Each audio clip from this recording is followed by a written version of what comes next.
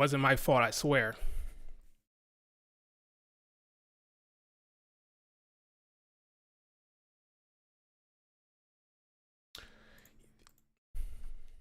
Think you have everything sorted out,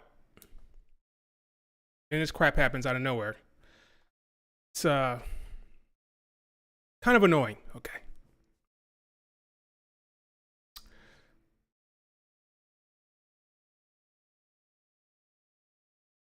Think you have everything sorted out. You think you got everything sorted out. You think it all works in perfectly, and next thing you know, OBS is being weird.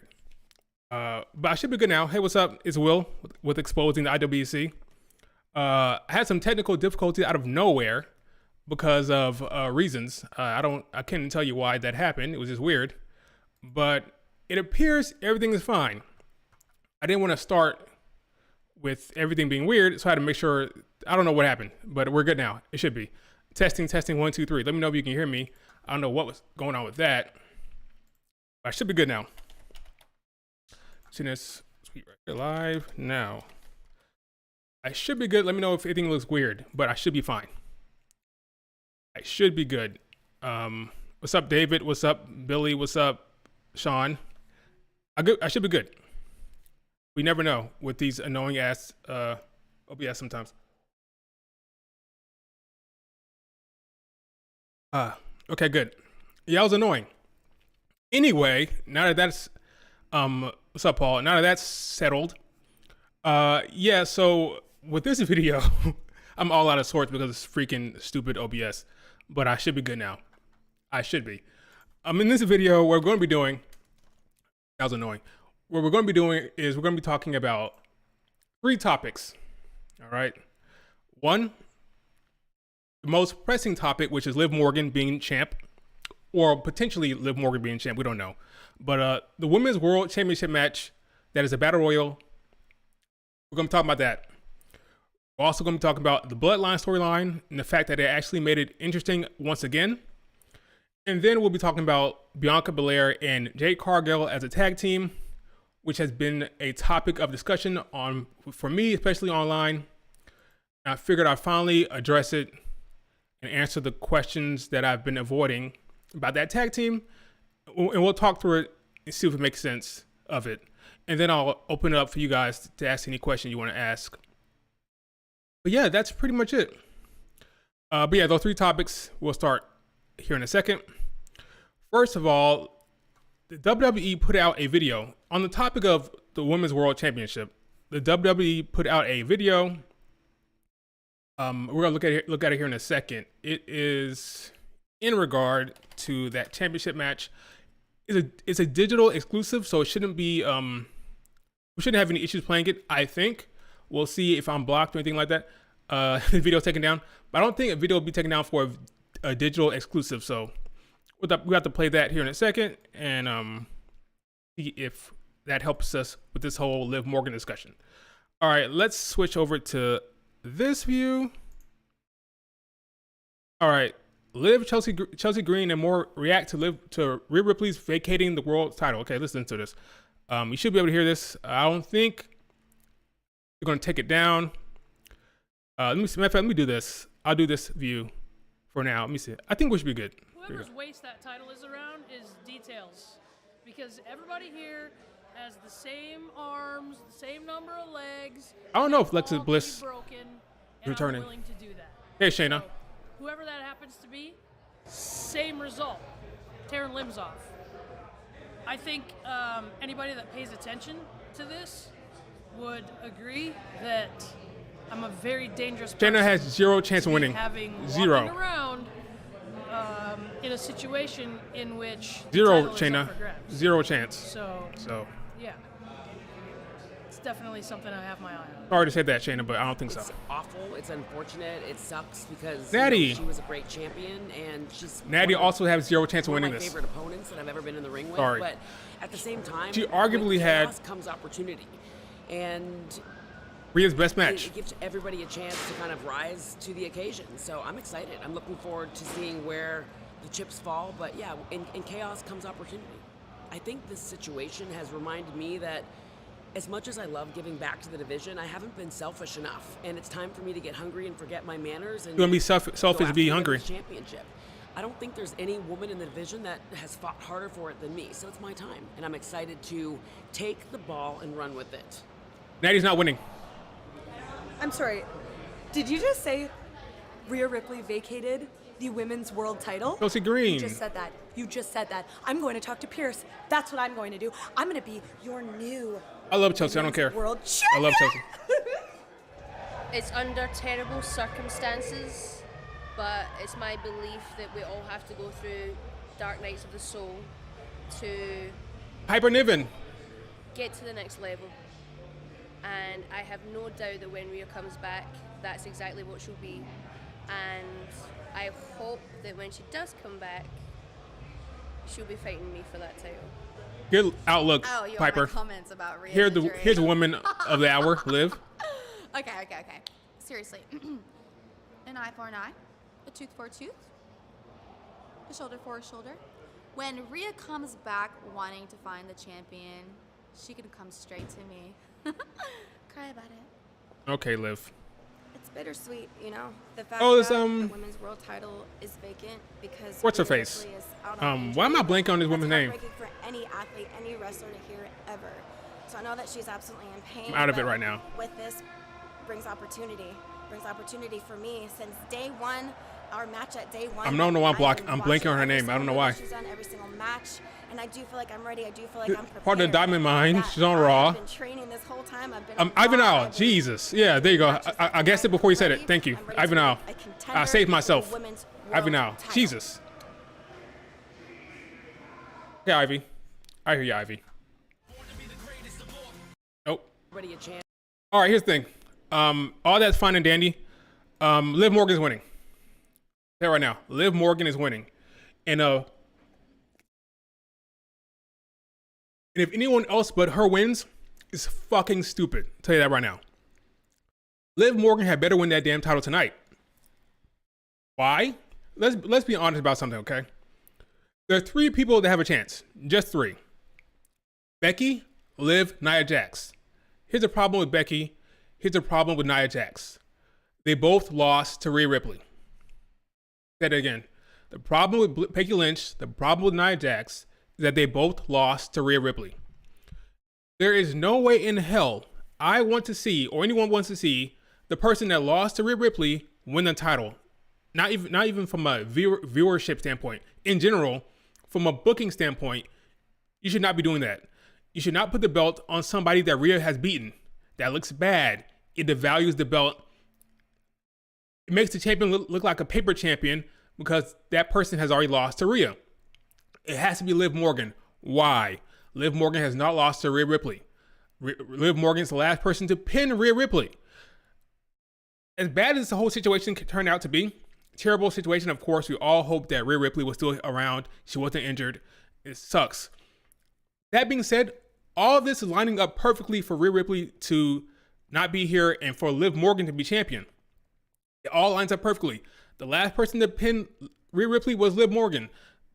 Liv Morgan hates Rhea Ripley. They're in a feud. She attacked Rhea Ripley. She's the reason why. She's the kayfabe reason why Rhea Ripley is out, right? She is the one who wanted the whole damn revenge tour, all right? She was the runner-up at the Royal Rumble. She was the runner-up at the Royal Rumble last year. She was the runner-up at the Elimination Chamber. It's all for Liv Morgan.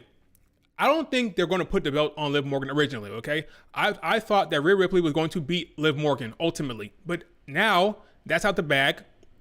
That's out the water. You have to put the belt on Liv Morgan. Simple as that. Nothing else makes sense. She was not pinned by Rhea Ripley. The other 2 were. Put the belt on Liv Morgan. Let her run with it. Now, Liv Morgan fans, I've been saying it for years. I've been saying it for fucking years that Liv Morgan should be a heel. It makes sense with that wide smile. Look at that smile. That wide devilish smile she has.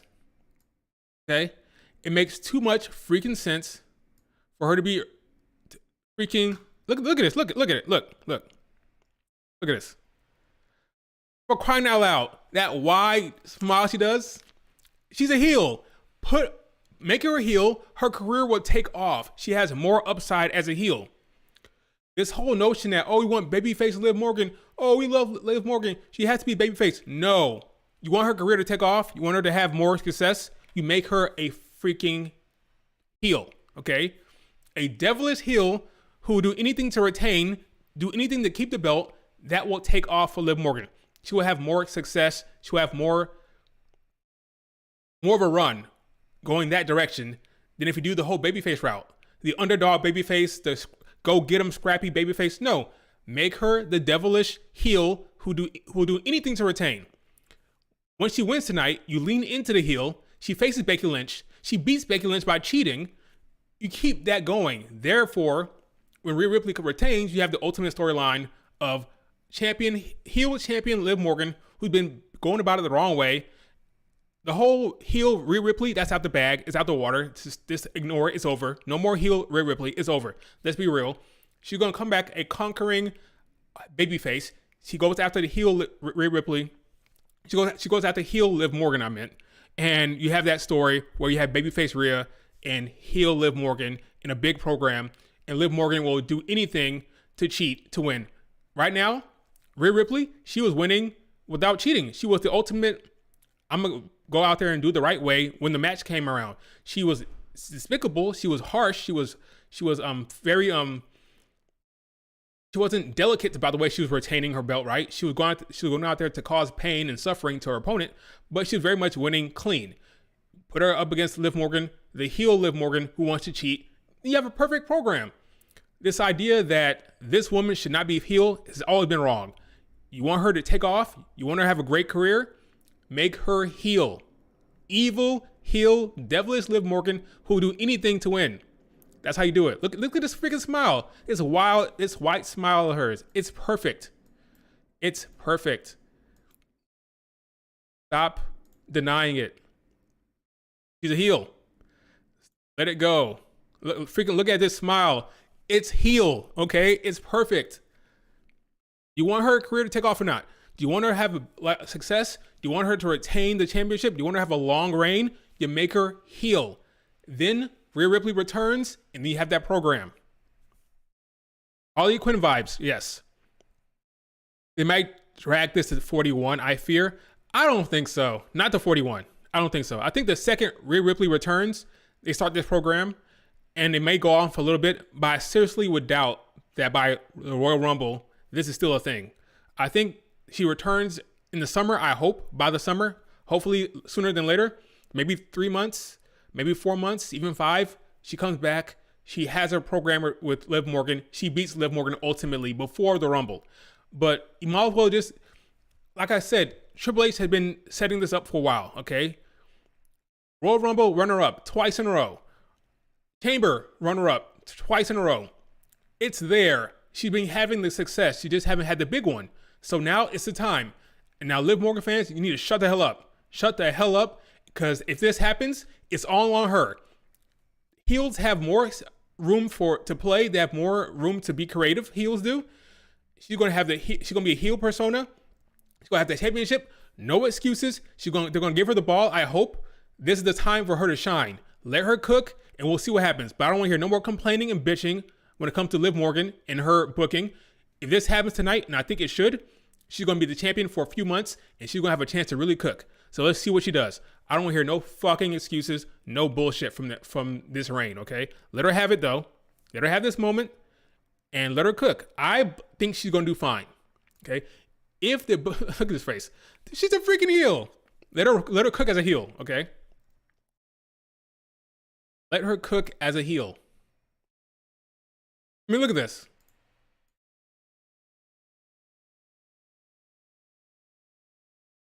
Let her look. I think she's gonna do very well as a heel, like she did when she's in the Riot Squad. Let her cook that way.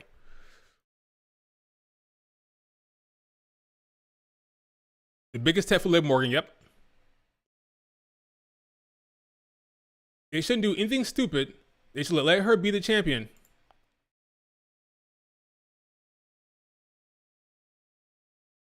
Let her be the champion, okay? Just let it happen. Embrace it. I've seen a lot of people on Reddit within the IWC saying she doesn't deserve it or they can't buy her as a champion. You can buy her as a champion if she's the heel. Babyface Liv Morgan, underdog Liv Morgan, scrappy underdog, no. But devilish heel Harley Quinn vibe, do what you gotta do. Watch me cry about it. Oh, of course she can pull that off. I am confident that Liv Morgan can pull this off, all right? But you have to let her cook. You have to let her be the heel. Actively be the heel, okay? I would take her seriously as a heel. I would.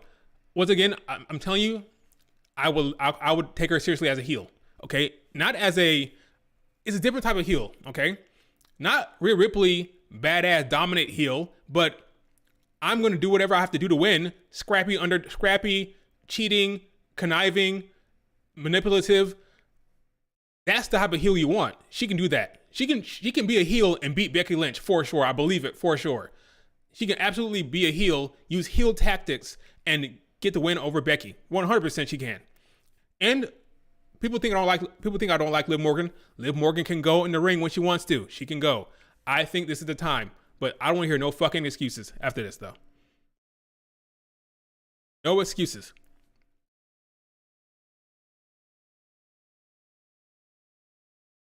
But the heel Liv Morgan, I think, can cook.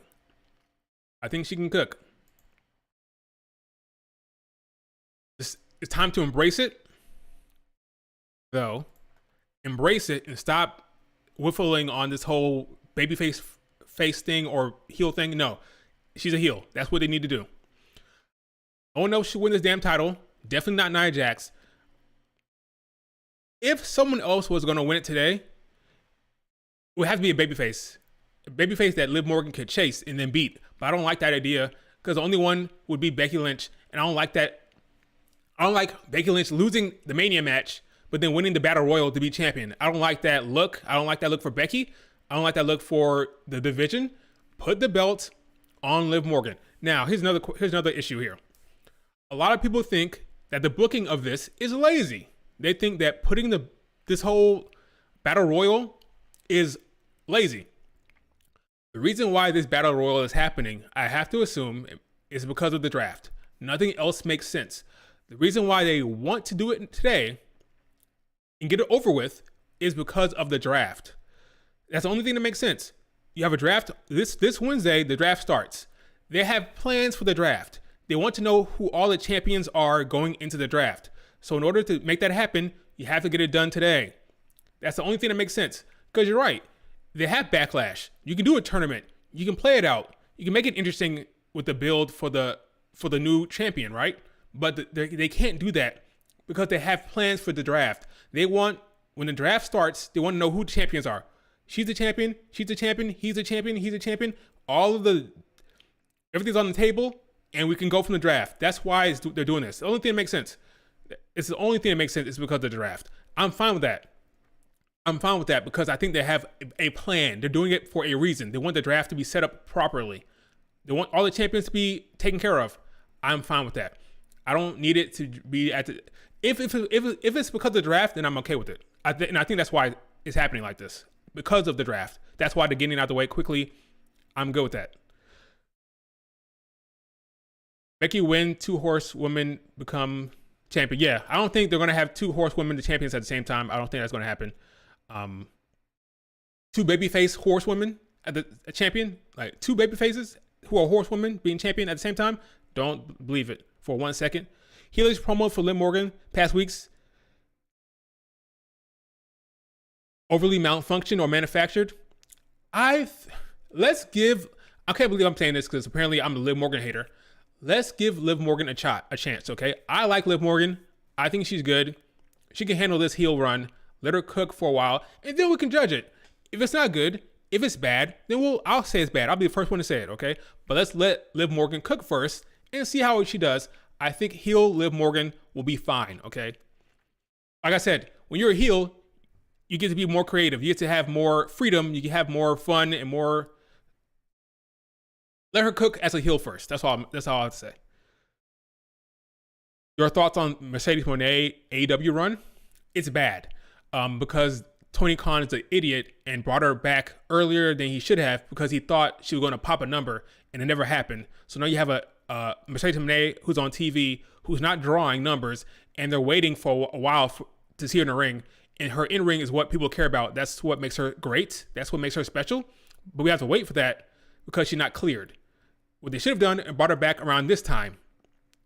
Hype up the match for Double or Nothing now. But they brought her back in March like a dumbass because he wanted to pop a number. He thought her presence would make the numbers higher. He was wrong. And now she's on commentary. She's doing a bunch of promos looking like a damn fool because Tony Khan doesn't know what he's doing. That's my thoughts on Mercedes Moné. I don't think she cares because she's making a lot of money. She's fine. Ultimately, once she starts wrestling, she'll be fine. But for right now, it looks bad. And her star power is dropping. And not dropping. Her star power is being exposed a little bit because of the way Tony Khan has booked her.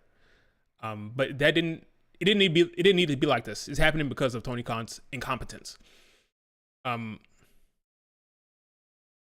Liv is winning because she just got new merch. That's an indicator that someone's going to get a push. New merch, of course.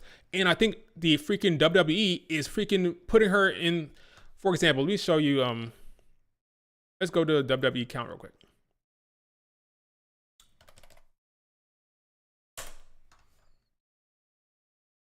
Look at these. Look what these fuckers put up here.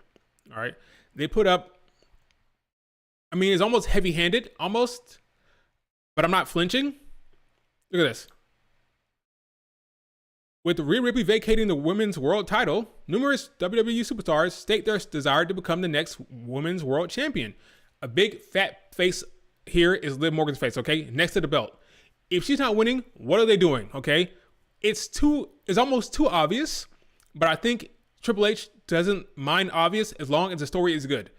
If the story is good, Triple H will always do the obvious thing. It's about the story. It's always about the story. No matter how obvious, it's always about the story. So, the story makes sense for Liv Morgan to be champion. She's going to be champion even if it's so like, even if it's in the forefront how obvious it is, it's going to be the right story reason, okay? So, Liv Morgan, I believe, is winning. Let's not overthink it. She's getting a lot of merch. She's getting a lot of push. She's getting a lot of digital exclusives and digital media is going towards Liv Morgan. I think she's going to win that title. And honestly, I'll be pissed if she didn't.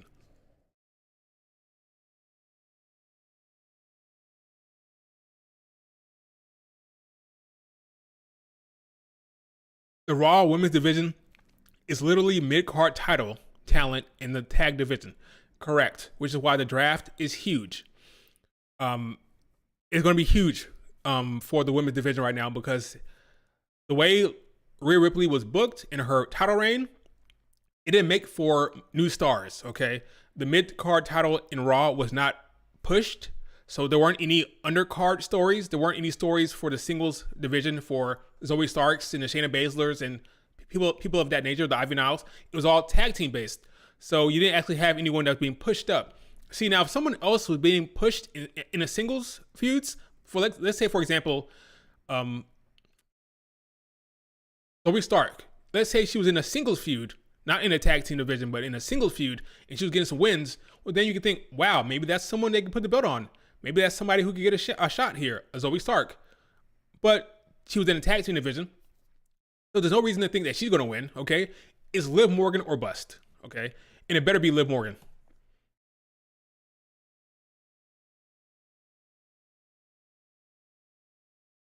Well, people were shitting on Rhea Ripley's her reign because most of her reign was not being focused in the women's division. Her existence on Raw, as well as it was booked in terms of her popularity, they did a good job. If the goal was to get Rhea Ripley over, they did great. They did awesome. Look how popular she is. You can't fault that. But her reign was suffering because of her storylines with the Judgment Day. Okay, her storylines with the Judgment Day took precedence and priority over the women's division. So that's why people hated her reign, because it felt like she was never in the actual women's division, which is where her reign takes place. People think because your booking is good, oh, she's being booked well, she's popular. that doesn't mean her reign is good. You like the character. You like what they're doing with the character, but you don't necessarily like the reign. Her reign involves feuds and title defenses. Her booking as a character is different. That's the Judgment Day stuff. But the actual reign needs to be title defenses, needs to be feuds and rivalries about the title, which was underdeveloped and underserved, which is why people hated her reign. I actually think before her injury, this new phase of her reign was going to be good. I thought the Liv Morgan stuff they were setting up potentially could be the best stuff of her reign, but we never got that because she got injured, unfortunately. But yeah, that's why they don't like her reign.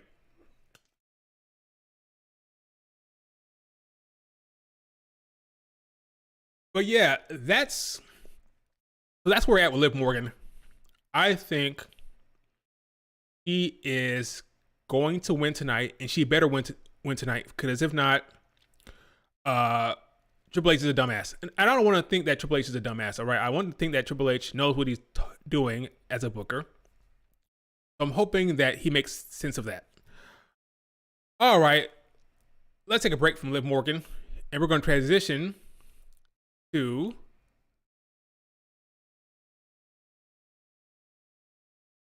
the Bloodline. Okay, so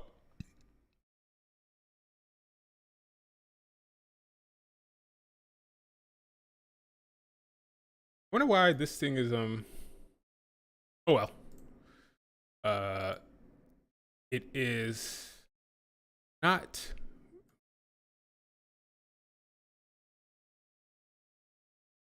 Oh, nope, that didn't work either. I wonder if I did.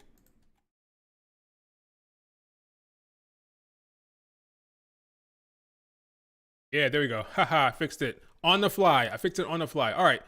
So I'm impressed. I'm very impressed with what they're doing with Solo Sikoa in the Bloodline storyline. I notoriously on Twitter was complaining about this storyline, saying it was dragging. Well, before The Rock came along, I thought this storyline is dragging. It's boring. What are we doing here? The Rock came in. It got interesting. The Mania feud was great. All that was fine, all right? But once The Rock stepped away, and once Roman Reigns stepped away, there was a thought process that this was going to be trash now, and they're going to be dragging their feet with no direction, okay? But I was wrong, because they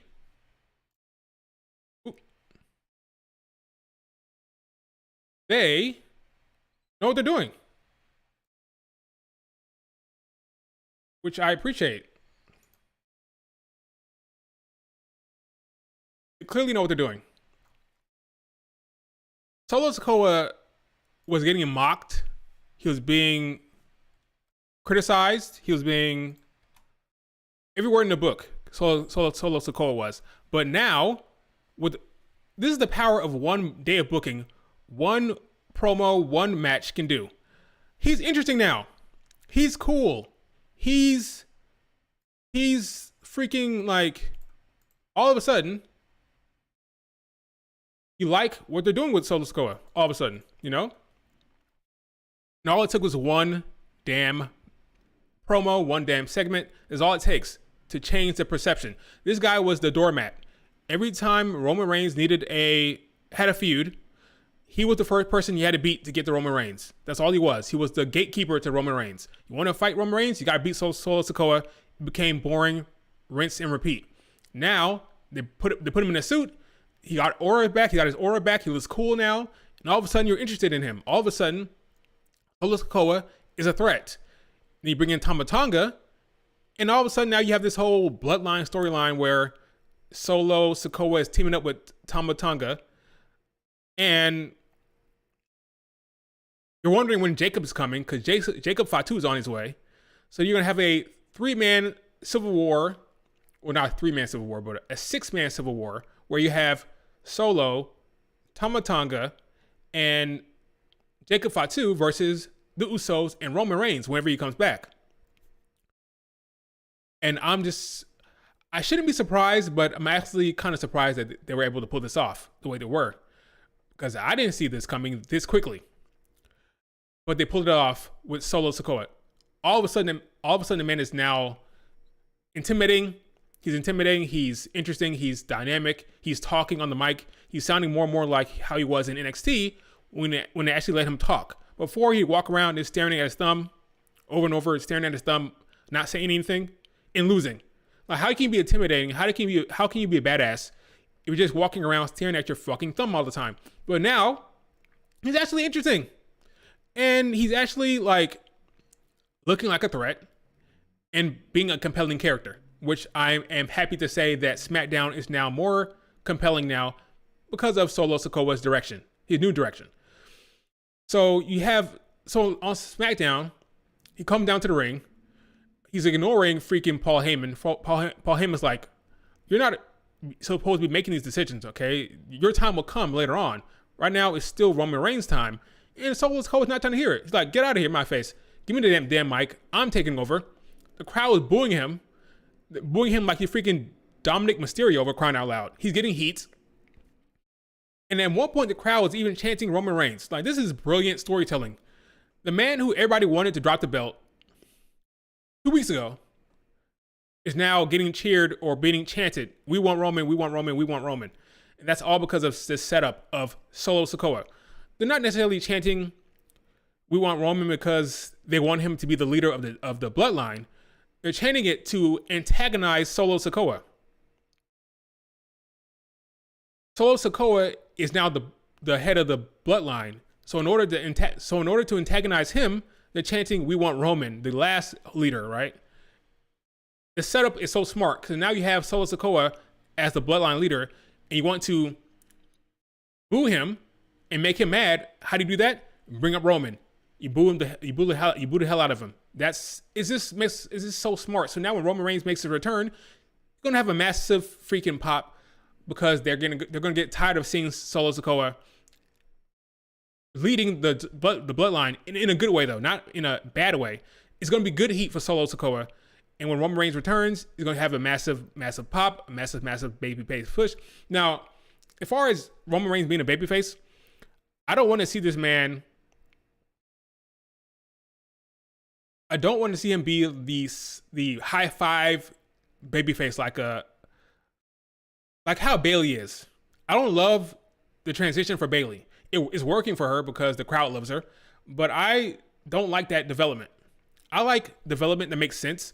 Bayley was a nasty heel for 4 years, and then she gets turned on by Io, and now she's like high-fiving the fans. I don't like that. I like to see a more natural progression.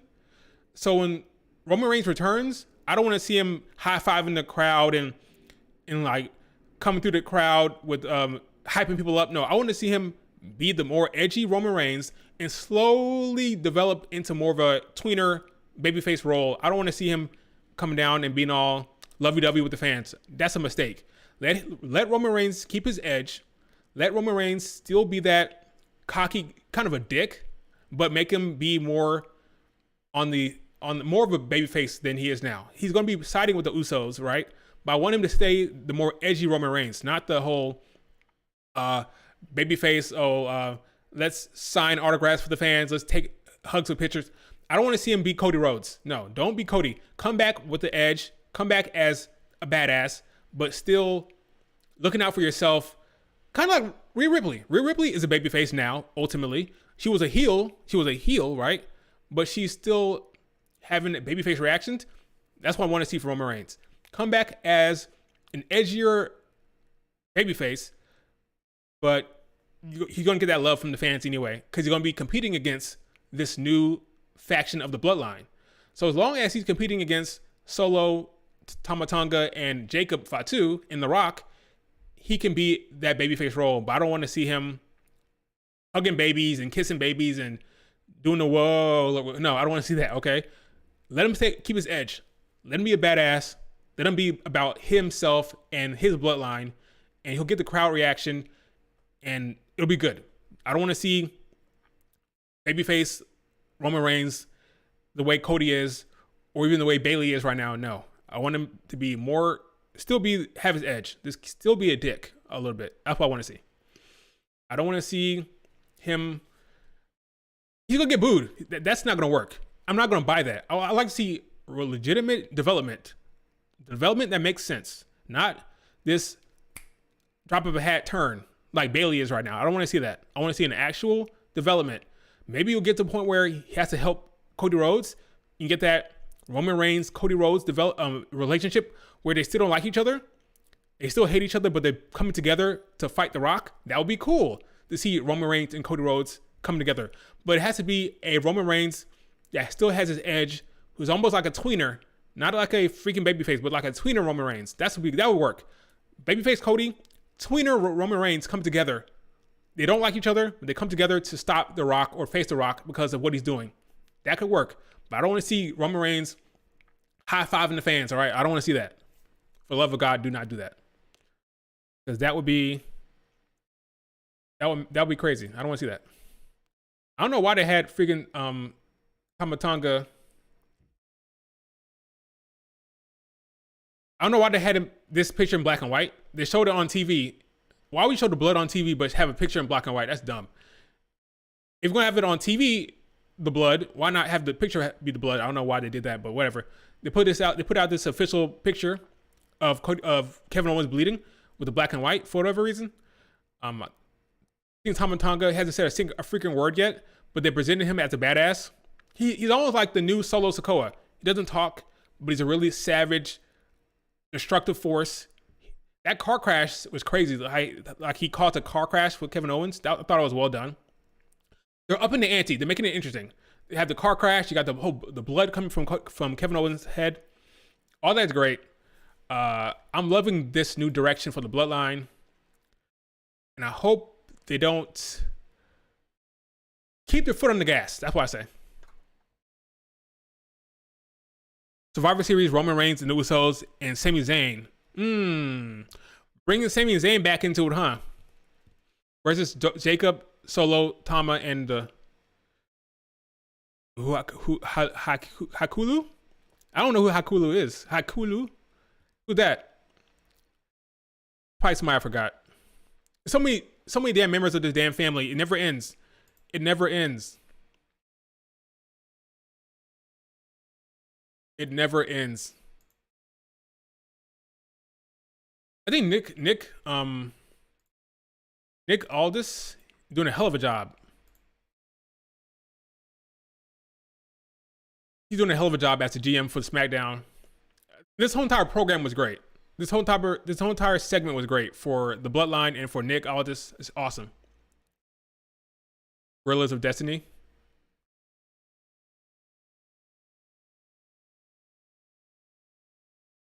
It's never ending. Jess, it's never ending. They can go on forever. There's so many goddamn family members in this damn family. It can go on forever. This new angle they did here with bringing in Tama Tonga and they're gonna bring in Jacob Tafatu. This entire angle this puts like another year or two onto the Bloodline story, maybe even 3 years, because you can have multiple factions, betrayals. You can have Jacob Fatu betray this faction. Then maybe I don't know who would betray who on the other side, but there's so many different ways you can go with this. There's so many different. It can go on forever. Like this angle with Tama Tonga and with Jacob Fatu coming in, you can go another 3 years easy. It's never going to end. Now, as long as it's compelling and interesting and good story work, it can go on forever. I don't mind it if it's good. The problem I had with it, like at stages before The Rock came in, it was just the same thing every SmackDown. Main event, Solo Sikoa loses. Another main event for Solo Sikoa loses. Over and over, Solo Sikoa being in the main event. The matches just weren't that compelling. But if they can make it compelling and interesting, then I'm all for it. I don't hate the Bloodline. I don't hate these men. Just make it good. That's all I ask. Make it fucking good. And his presentation is very good. All right. Solo, Tama, Jacob, and The Rock versus Roman, Jimmy, Jay, and Zilla. I think Cody might be put into that. Honestly, I could see Roman, Jimmy, Jay, and Cody versus Solo, Tama Tonga, Jacob, and The Rock. Matter of fact, that's it right there. Spoiler alert: Cody, Roman, Jay, and Jimmy versus The Rock, Tamatonga, Jacob, and Solo. That's the match, right? Cody's gonna come in and help and be with. That's the ultimate story, right? Ultimate story is Roman and Cody side by side working together begrudgingly. Okay, they still don't like each other, but begrudgingly they come together and work together. You see Cody versus Randy at Survivor Series? Definitely can see that. Or maybe at SummerSlam. Because I don't think The Rock is wrestling at SummerSlam. I know a lot of people think The Rock was coming in at SummerSlam. I don't think so anymore. I think The Rock is going to come back for Mania. His next match will be Mania, I think. I think it should just be the Bloodline. But here's the problem, though. They want to do The Rock versus Cody. If they want to do The Rock versus Cody, how can you not involve the Bloodline with that? How can you not involve Cody with the Bloodline if the ultimate goal is The Rock versus Mr. Rhodes, you know? But we'll see. But I'm thinking the Civil War does not need Cody. But once The Rock versus Cody becomes a thing, you can't not have Jay and Jimmy involved in that, you know?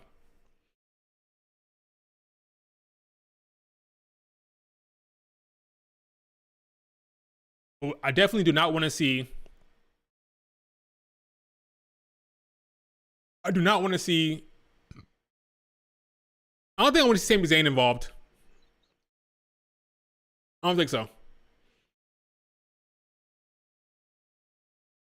Right. And if The Rock is filming that movie, you might as well just wait. You might as well just wait until Mania. And if you want to do Rock versus Cody Rhodes, then Cody Rhodes has to be involved somehow with the Bloodline, right? And then you get the ultimate Cody Rhodes, Roman Reigns story coming together again, begrudgingly to work together. That could be cool. All right, let's talk about Bianca and Jade as a tag team. All right, this story has gotten a lot of opinions out of me over the last couple of weeks, over the last month. Does the Bloodline and the Judgment Day switch brands at the draft? No. The Bloodline stays on SmackDown and the Judgment Day stays on Raw. I believe. Because I believe Cody Rhodes will be on SmackDown. Because the Netflix deal does not kick in until next year. And if it's gonna kick in next year, by the time the Netflix deal comes into play in 2025, you're gonna be switching. People are gonna be popping up back and forth anyway. There's not gonna be any brand allegiance at that point. So if during the Rumble season, Mania season, Cody will be back and forth anyway on SmackDown and Raw. So there's no point at that. There's no really point to do that. So I think during this iteration, from now until Mania season, you have Cody on SmackDown because that's the bigger audience. That's the bigger contract with SmackDown. And then, because even the report said that the Netflix deal, when it comes to the draft, the Netflix deal is more important to worry about the draft for next year, not this year. This year, the big chunk of it will still be the same thing. It's still going to be SmackDown and on Fox and Raw on USA Network. So you don't worry about it right now. You worry about next draft when it comes to the Netflix deal. When the Mania season comes around, Cody will be popping up back and forth anyway. So there's no point in worrying about that until then, okay? So I say Cody stays on SmackDown, Judgment Day stays on Raw. That makes the most sense, I think. All right, Jade and Bianca. Okay, so I've had a lot of opinions on this. Now, if you would have asked me about this tag team a month ago, I would have been more negative, which is why I'm glad I waited to talk about this in a lengthier way. I've had time to think about it. I've had time to let it digest, and I'm not as passionate about this topic as I was before. Okay, I'm good now. I'm good. Okay, so no, this is coffee with water, by the way. This is number water. I'm not a crazy person, just so you know. This is water. All right, Jade and Bianca. What are the pros and what are the cons? Let's do that. The pros of this tag team is that it's good for Jade Cargill. It's good for Jade, right? She has learned from one of the best. Bianca Belair is one of the best in the world. What better person to learn from than Bianca? Bianca could bring her along, show her the ropes, get her comfortable with the WWE schedule and with the house shows, get along well. It's great for Jade, right? Jade came into AEW, had that winning streak with those squash matches. This is something different. You have the big star. Instead of having her come in and do squash matches, she comes in and she works with Bianca Belair in a tag team. She gets protected. Bianca can do most of the work in the ring. She gets a belt right away. All of it from the Jade standpoint makes so much sense. You bring her along slowly. She has to watch Bianca Belair up close in the ring. From a Jade standpoint, it makes perfect sense to do this. It's brilliant. If you're trying to bring Jade along, pairing her with Bianca makes all the sense in the world. I can't deny that, all right? I can't deny it. It makes sense for Jade to be Bianca to start off her career. When Bianca came in, she had Bayley there. Now, Bayley was a feud for Bianca, right? But Bayley helped her come along. In this case, you have a partner in Bianca that's helping Jade come along. Same thing, same principle. It makes all the sense in the world for Jade Cargill to be working with Bianca Belair. And they're having fun, it seems. They're loving the time they're together, so that's all great, okay? So that's a positive. It's good for Jade, number one, right? Number two, positive. Star power. Jade Cargill and Bianca Belair are stars. Rhea Ripley and Charlotte Flair are out with injury. So you have a little vacuum of star power that's gone now. Well, if you put Jade Cargill and Bianca Belair together and you have them in a tag team, well, what does that mean? That means they can float to Raw and SmackDown and NXT. Because they are champions, they're not beholden to any specific freaking brand, so they can float. You have them on Raw, you have them on SmackDown, you have them on NXT, and if you're a Bianca Belair fan or a Jade Cargill fan, you get to see them more on TV.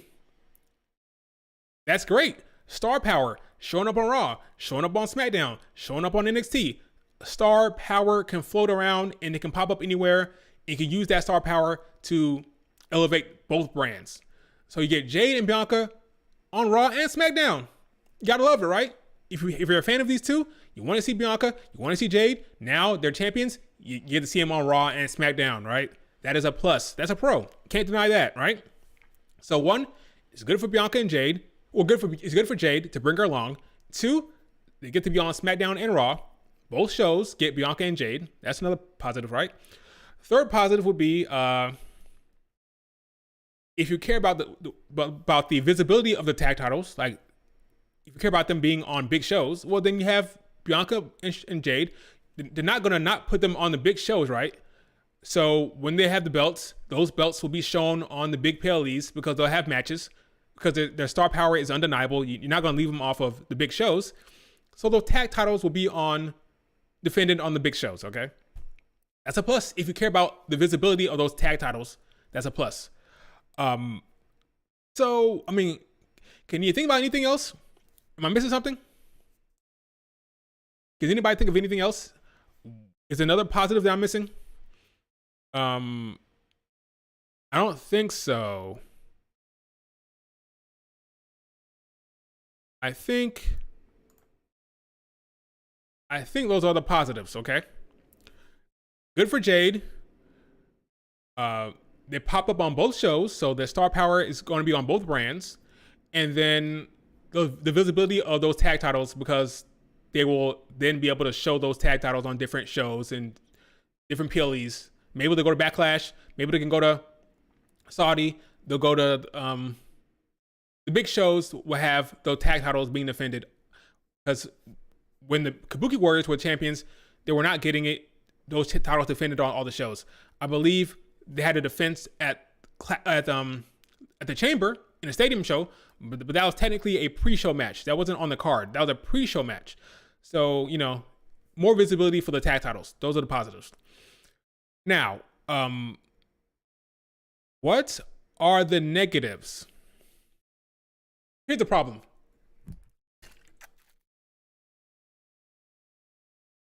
The problem is the negative. I can only really think of one. The issue why it's a problem is because it's the most important one by far. All the other reasons, the positive reasons, this one con trumps them all. It's the ultimate reason, the ultimate topic of discussion. It's bad for the tag team division. It trumps everything. Sorry, folks. This tag team together, it's bad for the tag team division. What do you mean it's bad? Will, what are you talking about? How can it be bad? How can Bianca and Belair and Jade Cargill being together, is that going to elevate the tag team division? No. Okay, it's bad for the division. Why? You're taking two singles competitors. Bianca Belair is a singles competitor. Obvious, right? Jade Cargill is a singles competitor. Obvious, right? You're taking both these two singles competitors, you're smushing them together to create a tag team.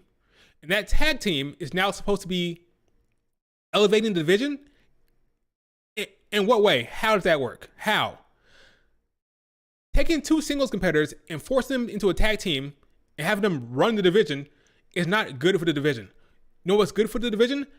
Actual tag teams, actual rivalries, actual competition between real tag teams that you can create stories with that can then elevate the division. You put them in actual big PLEs, big stipulation matches, like TLC matches, like ladder matches, and you elevate the division that way. This is not how you elevate the division, okay? What is the story? I ask you, what is the story for Jade Cargill and Bianca? What's the story? The story is, when are they going to break up? Am I lying? That's the storyline. When they become champions, the story is, when is it all going to fall apart? When is Bianca going to turn on Jade? When is Jade going to turn on Bianca? That's the story. The story isn't the rivalry between the Kabuki Warriors and Bianca and Jade, or the life of the party versus Bianca and Jade, or the unholy union. No, that's not the story. We all know where this is going. We all know where this is going. We know it's going towards a falling out of some sorts. This tag team is not for the long haul. It's not for the long road. It's a short-term thing to bring Jade along and give Bianca something to do until it all falls apart. We know this. We know this is not a legitimate tag team. So how can you say it's good for the division? It's not. What's good for the division, like I said, is actual storylines, actual rivalries between real tag teams. That's good for the division, not this. This is a short-term thing that's going to end with a betrayal or a falling out. We know this, okay? Now, you changed my mind? Okay. In what way, Jess? That's good to hear. Bianca and Jade need to end things quick, like Ronda and Shayna. I don't think it's going to end quick. I think it'll go for a few months, but we know where this is going to head. We know where this is headed to. It's a falling out. Nobody's beating this team straight up. We know this. Nobody is beating this team clean. When they lose, Bianca will probably be the one to get pinned. It will probably be Bianca that gets pinned, not Jade. I don't think Jade will be pinned for a while. Bianca will get pinned. There'll be some type of betrayal, and that'll be it. Now, some may say, well, fine. Okay, we get it. It'll be over, but at least we'll have Bianca and Jade in a feud. Oh, what? You poor, poor fools. You think Triple H is doing this feud this year?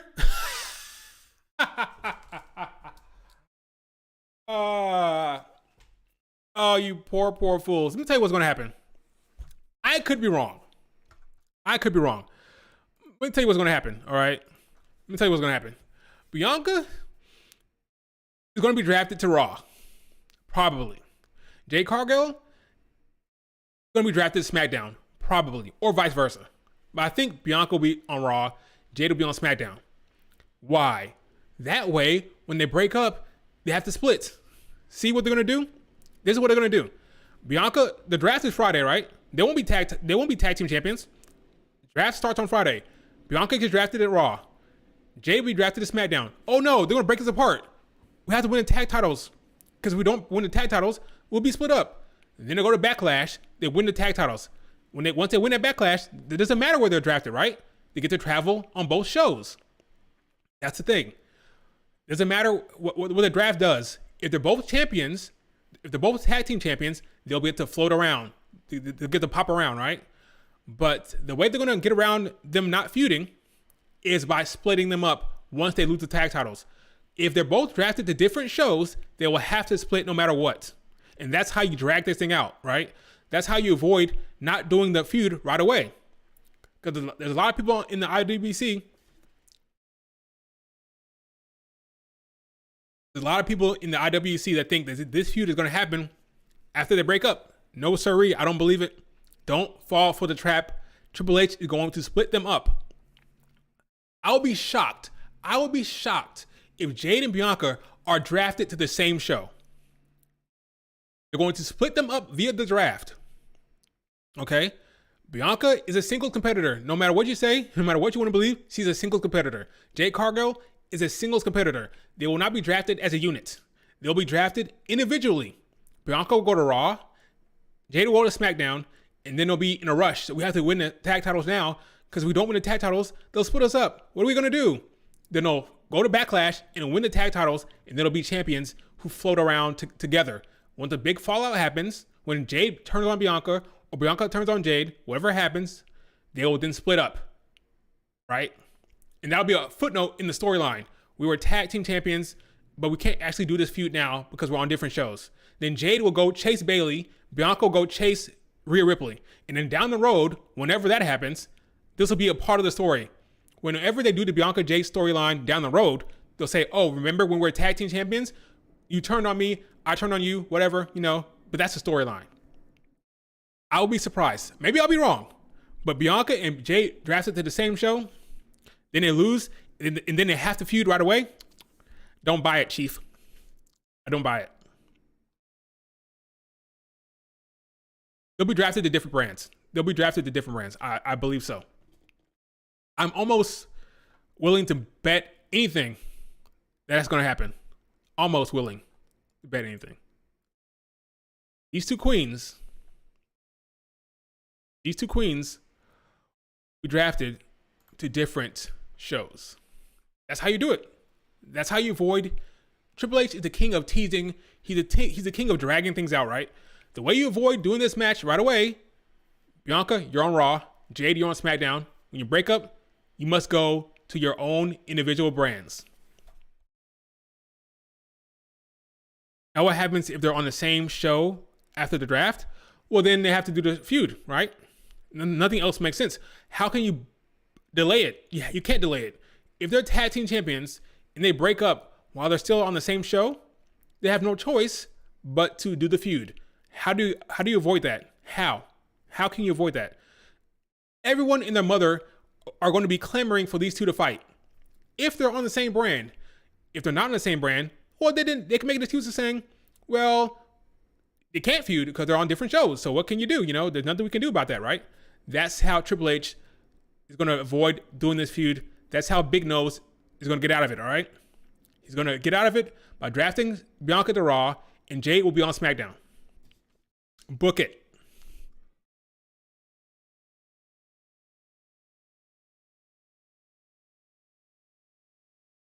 Right. Triple H, we're going to split them. Yep. You're not going to have Bianca and Jade at the background. Yep. Exactly, Jess. If they're on the same show post-draft, then that might mean the team will go on for a while. I agree. If somehow they're on the same show after the draft, then this will go on for a while, I think. But I don't think it will. Luckily for Bianca, or for me at least, I was hoping they're going to do Bianca versus Rhea Ripley, right?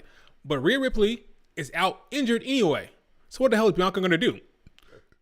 I would have loved to see Bianca versus Tiffany Stratton for like a singles feud, a non-title feud. I would have loved to see Bianca versus Nia Jax for a non-title feud. But if you're not going to do that, then you might as well use Bianca to bring Jade along. I don't hate it, okay? At first, I didn't love it because I'm a big Bianca singles competitor guy. I love seeing Bianca cook in singles matches. I think it's been a while since we had a really good Bianca Belair singles match that was highly promoted and a match that was like up the card in a singles capacity, right? We haven't had that for a while for Bianca. So I was hoping that they go back to those big time 4-star matches for Bianca in the singles division. But we're not going to do that. If Rhea Ripley is out anyway, because I was hoping that maybe we get Bianca versus Rhea for like their first match. Maybe we do a trilogy for Bianca and Rhea, and the first match will be at SummerSlam. But if she's out injured anyway, and if that feud's not going to happen for a while, then you have her in the tag team. That's fine, okay? But ultimately, they're going to break up. And when that tag team breaks up, what are you going to do? Are you going to do that match? Are you going to do that match right away? I don't think so. You split them up via the draft. Right. Like I said, it's not good for the tag team division. It's not good for the division. That's just truth. It's good for Jade. It's okay for Bianca. For the division, I don't think so. It's not. They're going to win every match clean, dominate pretty much, and then they'll have a big falling out. Okay. You wanted Rhea to beat Liv Morgan at Backlash, then immediately be on a separate show, then start a Bianca and Rhea feud. I would have loved that as well. I thought we were going to do Liv Morgan loses to Rhea, Bianca's on the same show as Rhea Ripley, then they keep them away for a little bit. Maybe Bianca has a singles feud with Nia Jax or something like that. Then we'll go into Money in the Bank with Bianca wanting to face Rhea Ripley. They have some face-offs, they have some feuds, or not some feuds, but some storylines together, right? Some segments. Then Bianca probably loses the Money in the Bank. And Rhea says, haha, you still couldn't get the Money in the Bank. Because Rhea Ripley is kind of being a heel, kind of avoiding Bianca a little bit. And ultimately we get to a big match at SummerSlam with Bianca and Rhea. As like ultimately, like you could like that could be like a main event at SummerSlam, Bianca versus Rhea. That didn't happen. Rhea's out. Bianca's in the tag team. It is what it is. We'll see where it goes. We'll see where it goes. So that's my concern with this feud, okay? Well, not this feud, this tag team. That's my concern. I don't believe it's good for the division, ultimately. It's good for Jade. It's good for the brands. And it's good for the visibility of the tag titles. But for the actual division, I do not believe it's good for the division. I think that's reasonable. But whatever, some people disagree. Do me a favor, hit the like button. If you can hear my voice, hit the like button on this stream. Yeah. What else? Besides that, so we covered all 3 topics. Liv Morgan, she better win. Bloodline storyline is good. This tag team is happening. It is what it is. We can't hate on it. You can't hate on it. It's happening. Let's embrace it. Hopefully it's good. And yeah, I think Bianca and Jade will be drafted to different shows this weekend. What's up, Keenan? So what are we gonna do? So all right, so let me think about what else haven't we talked about yet? Because those are 3 topics. If you care about AEW at all, they had a show yesterday that was very good in terms of in-ring. A lot of in-ring action that was very good. Yeah, the Kenny Omega match versus not Kenny Omega. I mean Bryan Danielson. Bryan Danielson versus Will Ospreay. That was a very good match. They're calling it the match of the century or the greatest match ever. Hyperbole is crazy in the IWC, man. It's crazy. Oh no, you do? Let's go to Twitter. I only saw Jericho getting booed. I saw Willow beating Julia Hart, and I saw Will Ospreay versus Daniel Bryanson. That's all I saw. Apparently, it's a very good show in ring. Most AEW shows are very good in ring. That's not a surprise, right? What's next for Damage Control post Bayley? That's a good question. They're kind of just hanging around, like not doing anything, right?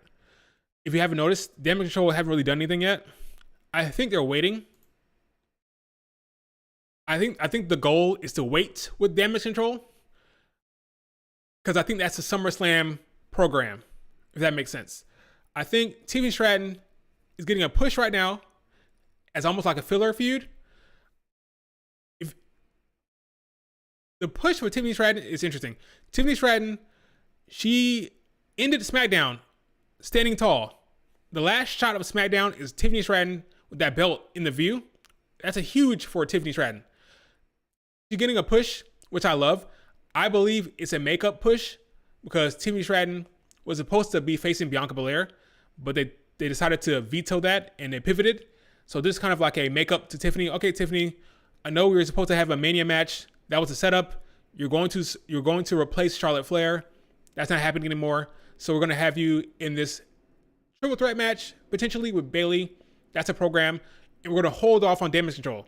So Damage Control, that's the end game for Bayley. Because I think Dakota Kai and Io Sky, that triple threat match, there was a interview where Io Sky said the OG3 SummerSlam, she didn't say SummerSlam, I'm not going to lie. She said an OG triple threat match between herself, Dakota, and Bayley is a dream match for her. I think we're going to get it. Dakota Kai will turn on Io Sky. She may even win Money in the Bank. Dakota Kai might win Money in the Bank, I think. We'll get, at SummerSlam, I'm booking it right now. SummerSlam, Bayley versus Io versus Dakota Kai. The OG Damage Control triple threat match. Coming full circle. All the big moments for the Damage Control happens at SummerSlam. In 2022, they returned at SummerSlam. All of them came back at SummerSlam in 2022. In 2023, Dakota Kai was injured, but Io Sky cashed in on Bianca Belair at SummerSlam. And then this year at SummerSlam, we're going to get the OG3 triple threat match. That's what I believe is going to happen. So Dakota Kai, Io, and Asuka and Kairi, Damage Control, that's all in game for Bayley. That's all big storyline stuff. So in between, you have Bayley face Naomi, you have Bayley face Tiffany Stratton as a little filler stuff. And ultimately, the big feud will be the triple threat match. Triple H is not done with Damage Control. Damage Control is far from done. We have a lot more storytelling to do with Damage Control. Triple H loves Damage Control. He loves that feud. He loves that storyline. He loves those people involved. I think that is the ultimate story for Bayley, the Damage Control stuff. So they're holding off on that.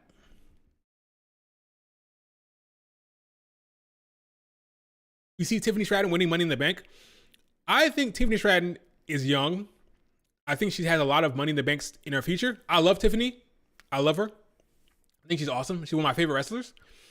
But I think they're going to pump the brakes on Tiffany Stratton. Just like how LA Knight, everyone was so sure that he was going to win last year. Oh, it's LA Knight's to lose. Did he win it? No.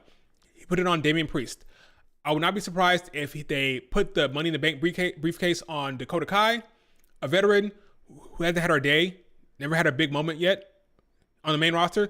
I think Dakota Kai is more of a sure thing for Money in the Bank, but it could go Chelsea Green as well. But I like Dakota Kai in that spot to continue the Damage Control story, you know? I can see Finn winning on the men's side as well. I think Tiffany Stratton being cheered is low-key messing up her push. I don't think so. I think her push is fine with I don't think they hate the crowd reaction. They love it, actually. They would rather her being cheered than booed. Or well, not. They would rather her being cheered than no reaction at all, right? So she's getting a reaction. It may not be the desired reaction, but again, look at Rhea Ripley. She was supposed to be the heel for the longest time, right? But she was being cheered as a heel. So I don't think they hate it. I don't think they hate it for Tiffany Stratton. I think Tiffany Stratton will be okay with that reaction, as long as she's getting a reaction. Now, I'll be curious to see what happens against Bayley. I think the crowd will stick with Bayley for that feud, but I don't hate it for her. I don't think they hate it either. I don't think that's the issue. The issue was they wanted to do Bianca versus Tiffany, but then they changed their mind last minute. Jade Cargill in an interview said that they wanted to do, well, she didn't say that. What she said in the interview was this whole 6-woman tag match at Mania was not in the plans. She said that was not in the plans. So that was a change, right? That was a change. So what was in the plans originally? I believe the plans were Bianca versus Tiffany. Jade makes her debut on the Raw after Mania. That was going to be Jade Cargill's debut. They changed it. Now Jade Cargill gets a Mania match, and Tiffany is off the card, unfortunately. Now she gets a chance to be on Backlash card, I believe. Maybe Tiffany versus Naomi versus Bayley. We'll see. But I definitely believe it's a makeup for Mania. According to Corey Graves said that Tiffany Stratton was carving her own way to Mania. That's what he said. She was carving her own lane to Mania, which means she was going to have a Mania match. That changed. It abruptly changed. It changed out of nowhere, right? That's what happened. Now she gets this opportunity. We'll see what happens. But as far as Damage Control, I believe Damage Control will get their opportunity later with Bayley. For right now, they're doing a filler thing. Just like how AJ Styles is a filler feud for Cody, Tiffany, Naomi, this is a filler stuff for Bayley as well. It's coming, though. It's coming. Or push is coming. I don't think Kairi Sane is getting a single push anytime soon, but we'll see. Noob. Let's look at what's going on Twitter really quick. All right. Oh yeah. The my man is making his return tonight. Gunther. I believe Gunther will be on SmackDown. Okay? I believe Gunther will be on SmackDown with Imperium and Tiffany. Bayley stays on SmackDown. Imperium goes to SmackDown. Tiffany Stratton with her significant other will be on SmackDown because she's dating what's his face? Ludwig Kaiser, right? She'll be on SmackDown with Imperium and Cody. Raw will have Damian Priest and Logan Paul, I believe. That's what I believe will happen. What else we got? Let's see. Big time tag team match. Of course, Awesome Truth will retain, but this will be a good match. Might get an interference from the Creed brothers. Do not be surprised if we get an interference from the Creed brothers here. Because I think the Creed brothers are making a heel turn. So why not have the Creed brothers come in and interfere in this match? That's what I believe will happen. Jade Cargill is loving life. Look at that. Look at Jade. Loving life. Loving her time with the WWE. Loving being with these three. I can't blame her. She's so happy. I'm happy for Jade. I really am. I'm really happy for Jade.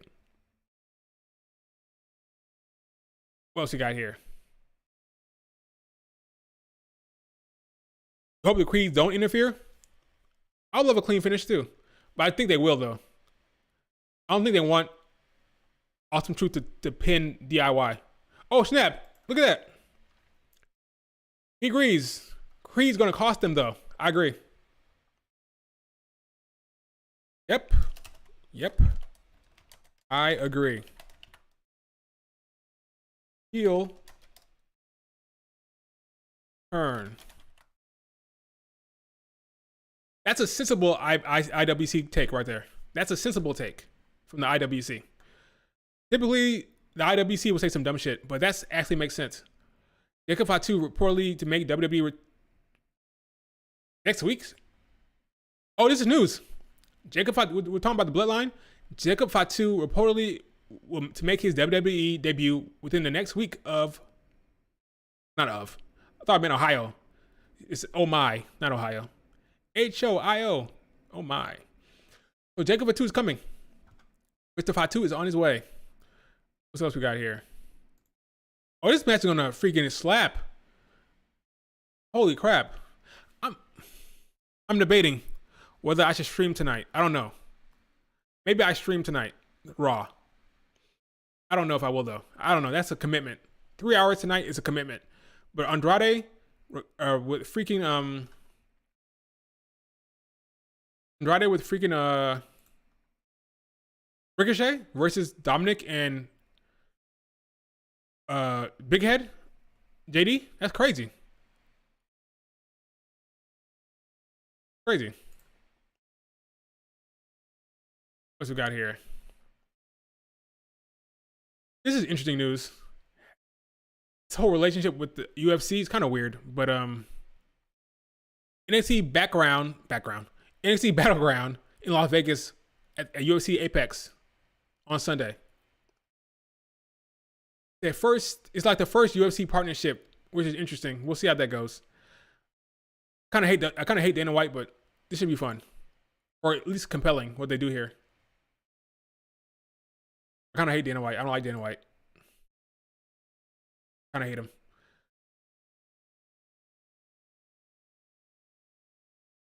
Maybe face Balor on the rise soon. We'll see about that. What else we got here? Rebecca Quinn is on her way back on her vacation. So she's quoting it because people were saying that she's going on a vacation. She's never going on a vacation. Apparently, she's back tonight. Becky is back tonight.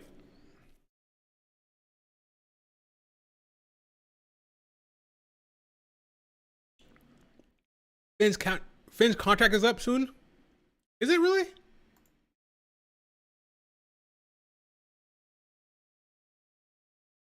What the hell is this? What the hell is this? Let's listen to Liv Morgan real quick. America's WWE superstar Liv Morgan. WWE Turn on my headphones real quick. superstar Liv Morgan here. Now, I may not work as a lawyer at Morgan & Morgan, America's largest injury law firm, but I'm a fighter just like them. When fighting for you, they never back down. She's walking. They never settle. Morgan & Morgan are ready to step into the ring for you, and they fight to win a lot. Call Morgan & Morgan and Liv Morgan the undisputed injury champions. Now watch me. The undisputed. Morgan & Morgan is also hooking you all up with an epic opportunity. Enter to win SummerSlam tickets and a $2,000 check to cover travel and expenses. Go to morganwwe.com to enter, and if you don't win, Watch me. cry about it. Oh, cry money. Okay, she changed it up. WWE I superstar am- Liv Morgan here. I'm not gonna lie. I'm happy for Liv Morgan. I'm happy for this push. Hopefully it goes well. Hopefully it goes well, but I'm happy for Liv Morgan. I'm happy for her, truly.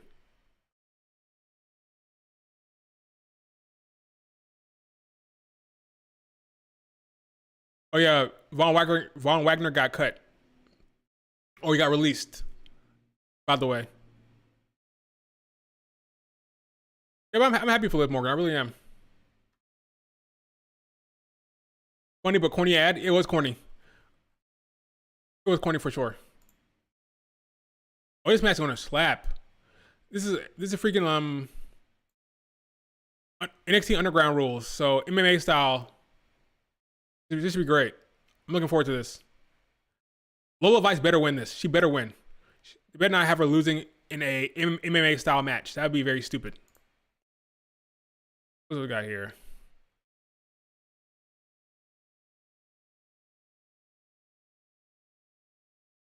What else we got? I think that's it. Let me go to Raw real quick.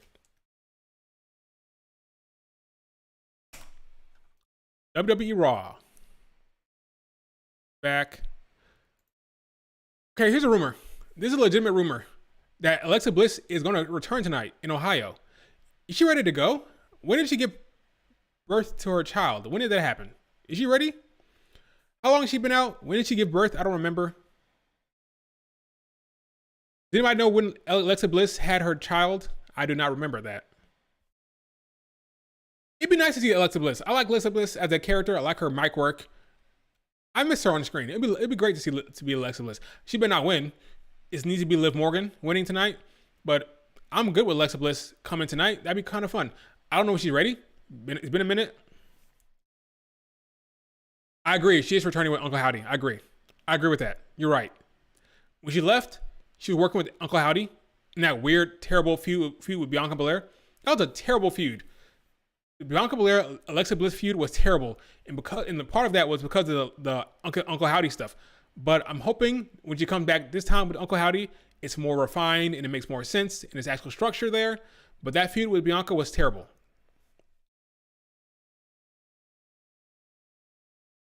It was terrible. What else happened on Raw tonight? Vacant title is 6 days.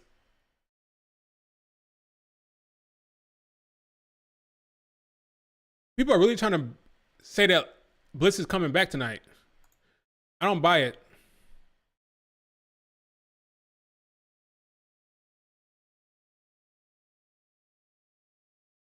I do not buy it one bit.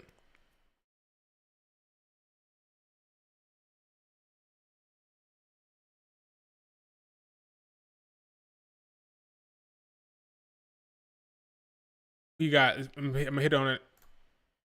Hit pause. Chelsea Green. Wouldn't that be something? Chelsea Green won. It's not happening, but that'd be kind of crazy. Shayna Baszler. Unfortunately for Shayna, her time is come and gone. I don't see her being champion anytime soon in the singles division. Haha, right. Surprise return. Alexa Bliss, maybe. Don't see it coming. But it's interesting that they put this in it. Wait, is this an actual... This is not official video. Never mind, this is not official. This is someone else's... This is a fan. This is a fan thing, I think. This is a fan thing. Okay, I thought it was the official video, but it's not. At least I don't think it is. What's your final call? Liv Morgan. Better be Liv Morgan.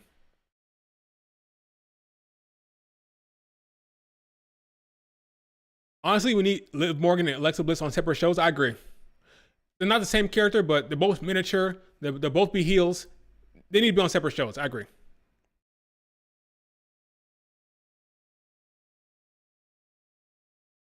You need to add Trish Stratus or Beth Phoenix to the Battle Royal. That'd be fun. A fun surprise. Why not? They shouldn't win, but it'll be a fun surprise if they were there. Can you imagine Charlotte Flair returned? That'd be hilarious. Charlotte Flair returns and wins. That would be so funny. Yes, this is not happening, folks. I'm sorry, this is not happening. It'd be crazy if it did. It'd be crazy, but this is not happening. Sorry, Alexa. You coming back with Uncle Howdy. Out. Sorry, Alexa.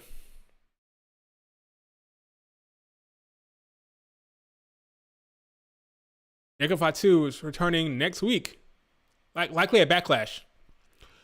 So this is the actual storyline for.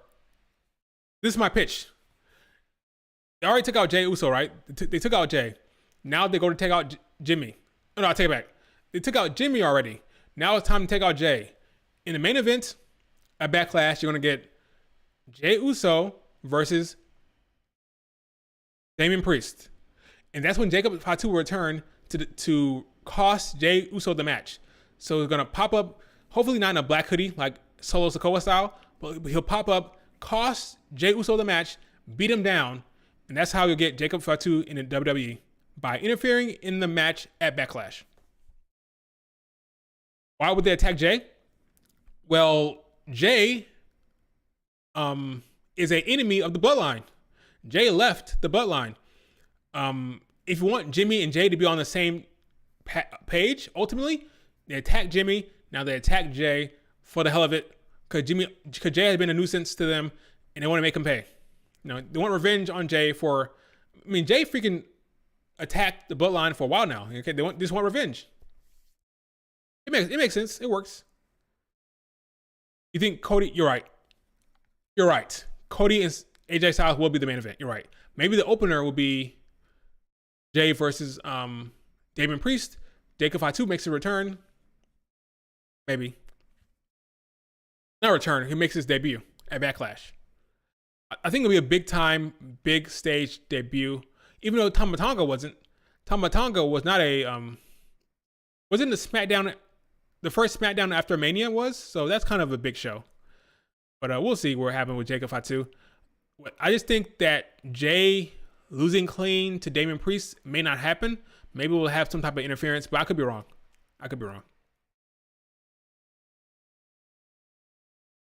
What else we got here before we wrap it up? This is not happening. Sorry, Becky. I would hate it. Nobody who lost to Rhea Ripley should win tonight. Sorry. If you lost to Rhea Ripley, you should not win. Sorry, Zoe. Sorry.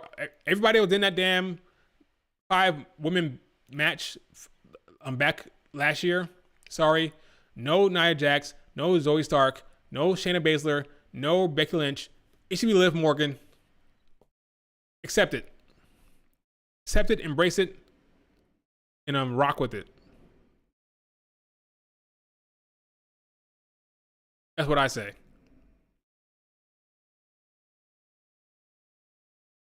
All right, folks. We've been going for an hour and a half. I think that's it. Unless you have any lasting questions, I'll stop at 4 o'clock. So 10 minutes. Having Alexa as champion would be a good, actually. Yeah, it'll be fun. but I think she's going to come in with the Uncle Howdy stuff. I don't want to have a title wrapped into the Uncle Howdy stuff yet. If you're going for the spooky stuff, having a title in the mix, it always gets a little weird. I don't love it. Let Alexa Bliss and Bo Dallas be away from the titles for a while, and we'll see how we can bring it in later, okay? No title for Alexa Bliss as long as she's with Uncle Howdy, I say.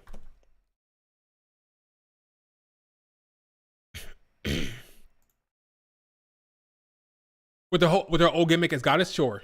That'll be fine. That'll work fine. But I think she's coming in with the Uncle Howdy stuff, so no Goddess. No Goddess for Alexa Bliss anytime soon. Yo, Nia Jax, I don't love it either because Nia Jax lost to Rhea Ripley. So Nia Jax has to lose tonight, unfortunately. How they pull that off? They all have to gang up on her and eliminate her somehow. But I do not want to see Nia Jax win the championship either. It should be somebody who has not lost to Rhea Ripley yet. And if Nia Jax wins the damn title, how do you take it off her for Liv Morgan? Liv Morgan is going to be the babyface against Nia Jax. And then you turn her heel again when Rhea Ripley comes back. I think we need to embrace the Liv Morgan heel train, okay? Hop on the Liv Morgan heel train, folks. It's plenty of warm. There's plenty of warmth here. There's plenty of room. Hop on the Liv Morgan train. Give Liv Morgan this moment. Let her cook. Let's see what happens. No excuses. You can't blame the booking anymore. Let Liv Morgan cook.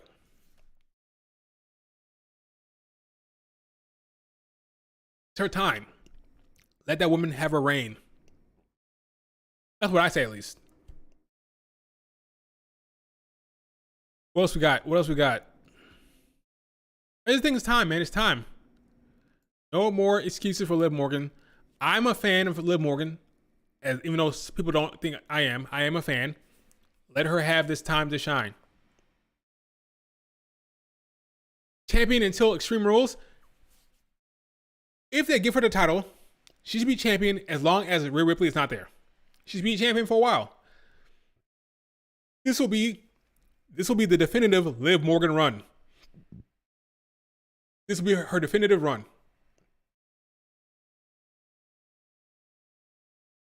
AEW Women's Division clears all of them. Okay, Ryan. Whatever you say, Ryan.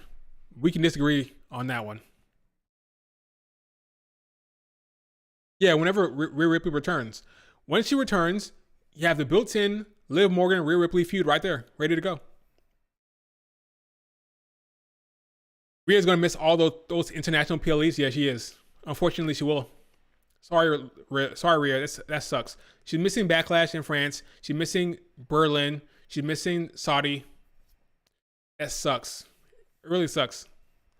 Yes, she'll be a face when she returns. I agree. Big time face. Big time baby face she'll be. What else we got? Who else do you see be a Grand Slam champion? Besides Bianca? Once she wins the tag titles? I don't know. I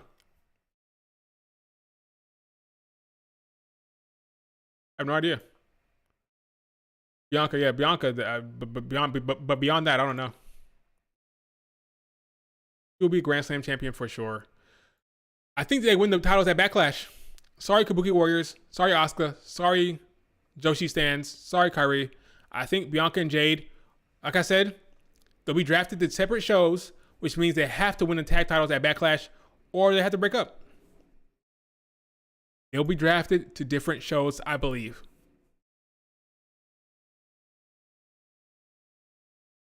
Oh yeah, she never won the NXT title because of Triple H. Maybe she'll get that eventually. I don't know. I'm not worried about NXT right now. I'm not worried about it. That's down the line.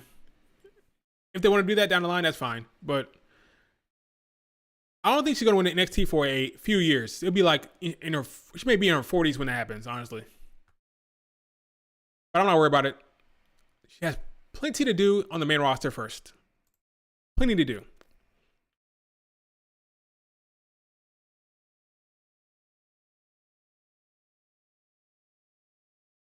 I think Bianca needs to win the world title. think Bianca will take the belt off of Rhea. Rhea will come back. She'll come back to beat Liv Morgan, and then Bianca will take the belt off of Rhea. I believe before her injury, Rhea Ripley was going to go the distance. Now that I see how this whole Bianca Jade thing is turning out, I believe his plan was to have Rhea Ripley go all the way to Mania as champion, run the gauntlet, go all the way to Mania 41 as champion, a long ass damn reign, because he loves him and Rhea Ripley.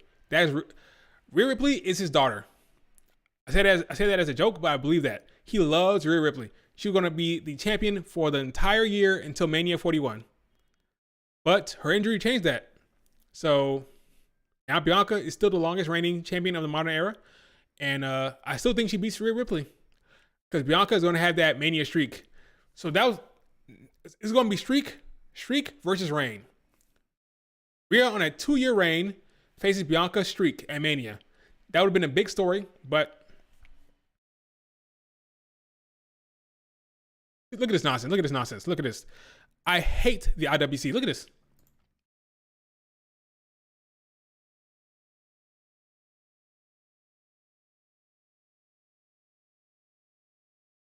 What are you talking? Well, wow. That tweet does not, oh my God, have a opinion. See, this is the kind of stuff that the IWC is annoying, man. The IWC is so freaking annoying.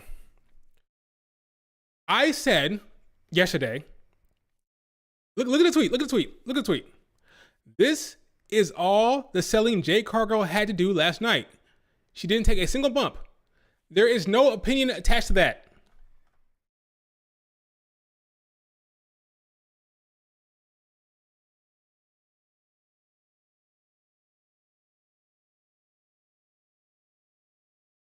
It's annoying. Once I tweeted this fact, people gave the reason why it was the case. This is crazy. Like, it's annoying.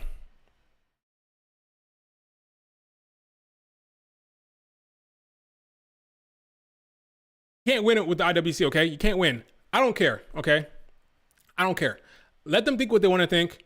I don't care. I'm honest. I say what I want to say. I'm not pandering. I don't I don't say stuff to get a reaction. I put stuff out there. That tweet had no opinion attached to it, and people reacted the way they want to react to it. I don't really care. It is what it is. All right, folks. I'm gonna go yell on Twitter. I'm out. Thank you guys for being around. Hit the like button. I have not decided if I'm going to go live tonight. I want to, but then 3 hours is kind of, I haven't decided yet. 3 hours is a bit much. We'll see. I want to see the Liv Morgan crowning moment live. That could be fun to see that on live. But I don't know if I'm going to see like 3 hours of Raw tonight. I might be tired. But yeah, we'll see. Twitter is crazy. The IWC is crazy. It is what it is. I'm going to keep exposing them, because that's what I do. I expose the IWC, all right? Just go live for the Battle Royal.